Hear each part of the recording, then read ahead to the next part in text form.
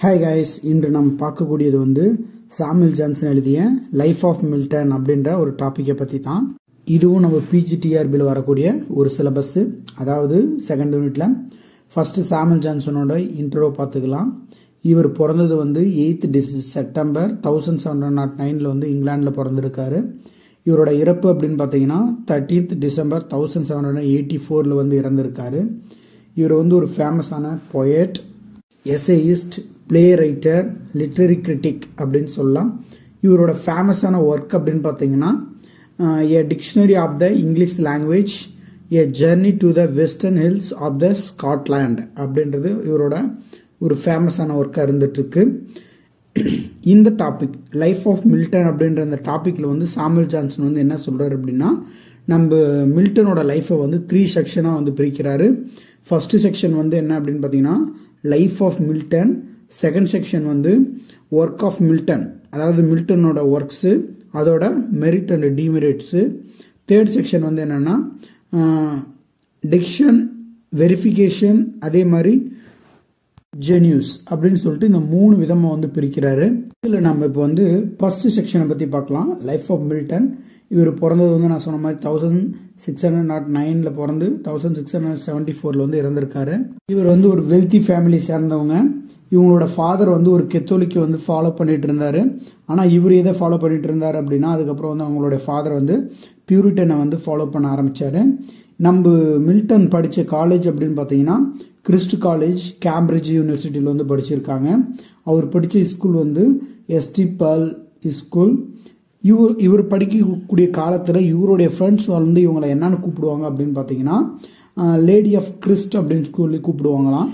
என்ன காரணத்தினால இப்படி கூப்பிடுறாங்க அப்படின்னா, ரொம்ப அழகாக இருப்பாங்க, அதாவது ஒரு பெண்ணை போல மில்டன் ரொம்ப அழகாக இருப்பாங்க, அதனால தான் அவங்க லேடி ஆஃப் கிறிஸ்ட் அப்படின்னு சொல்கிறாங்க. நெக்ஸ்ட் இவரோட ஃபேவரட்டான லாங்குவேஜ் அப்படின்னு எடுத்தீங்கன்னா மில்டனோட ஃபேவரட்டான லாங்குவேஜ் லாட்டின். இவர் பார்த்தீங்கன்னா 3 மேரேஜ் பண்ணார். அந்த 3 மேரேஜ் பண்ணதையுமே இவரோட துரதிருஷ்டமாக என்னவோ தெரியல, அப்போலாம் நிறைய பொண்ணு இருந்திருக்கு போல. சரி, ஓகே விடுங்க. சரி, அந்த 3 மேரேஜ்லையுமே அவங்களோட ஒய்ஃப் 3 பேருமே டெத் ஆயிட்டாங்க. ஃபர்ஸ்ட் ஒய்ஃபுக்கு மட்டும் 2 டாட்டர் பிறந்தாங்க.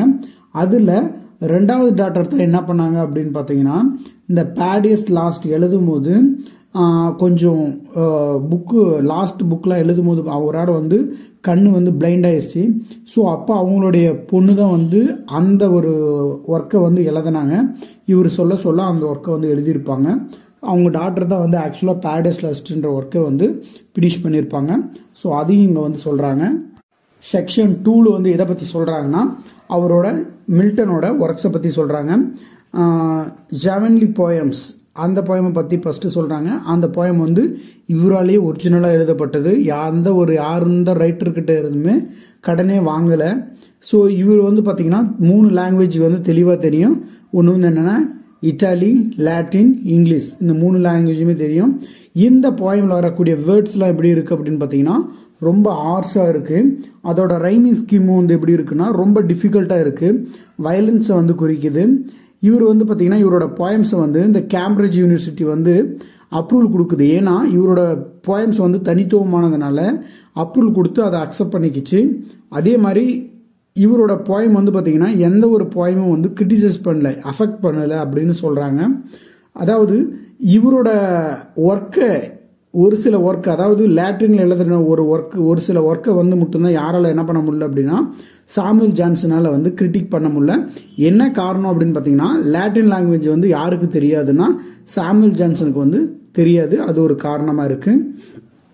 செகண்ட் போயம் என்ன அப்படின்னு பார்த்தீங்கன்னா லெசிடஸ். ஸோ இது என்னென்னா ஒரு பேஸ்ட்ரோல் எலிஜி போயம் அப்படின்னு சொல்லலாம். இதோட மெரிட்ஸ் அண்ட் டிமெரிட்ஸ் பார்க்கலாம். இதோட ரைமிங் எப்படி இருக்குது அப்படின்னா அன்சர்டைனாக இருந்துகிட்ருக்கு.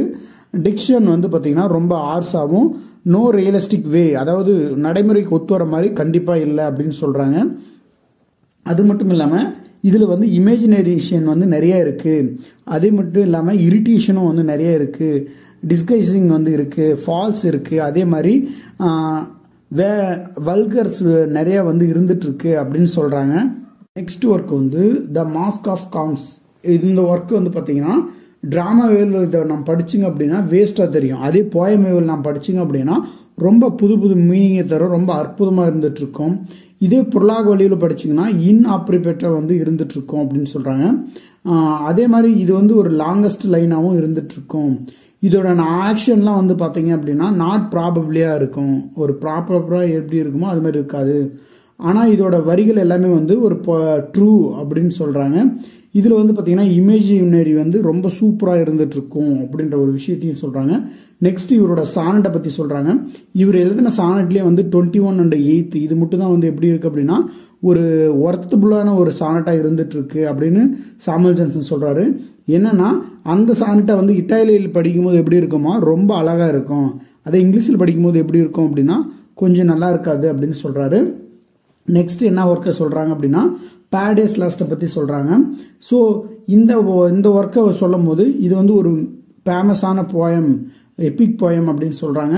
இதோட டிக்ஷன் வந்து ரொம்ப அழகாக இருந்துகிட்ருக்கும். இதில் வரக்கூடிய கேரக்டர்ஸ் எல்லாமே வந்து அமேசிங்காக இருந்துகிட்ருக்கும். அது மட்டும் இல்லாமல் இது ஒரு பெஸ்ட் ஒர்க்காக இருக்குது.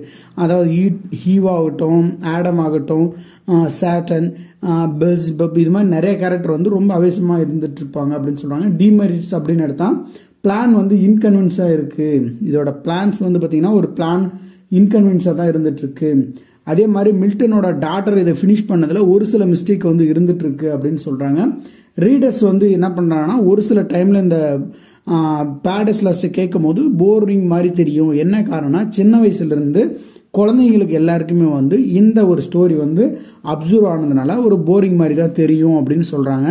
இதில் வந்து அது மட்டும் இல்லாமல் கம்ஃபர்டபுளான சூப்பர் நேச்சுரல் எலமெண்ட்ஸ் யூஸ் பண்ணியிருக்காங்களா அப்படின்னு பார்த்தா கண்டிப்பாக கிடையாது அப்படின்னு சொல்கிறாங்க.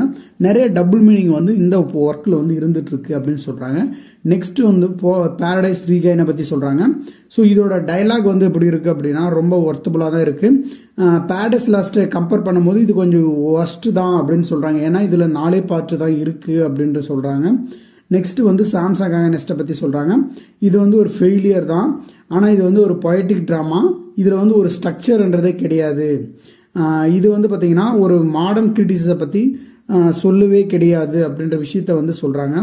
நெக்ஸ்ட்டாக வந்து 3rd செக்ஷனை பற்றி சொல்கிறாங்க. என்னென்னா டிக்ஷனில் பற்றி லாஃப்டியை சொல்கிறாங்க. அதே மாதிரி availability, complex, original ideas and லாங்குவேஜ்லாம் வந்து எப்படி இருக்குது அப்படின்னா இவரது வந்து ரொம்ப கிரேட்டாக இருக்குது அப்படின்ற விஷயத்தையும் சொல்கிறாங்க. இவரோட பிளாங்க் வெர்சஸ் எல்லாமே வந்து பார்த்திங்கன்னா எங்கேருந்து பாரோ பண்ணியிருக்காருன்னா இட்டாலியன் ரைட்டர்கிட்ட இருந்து பாரோ பண்ணியிருக்காரு.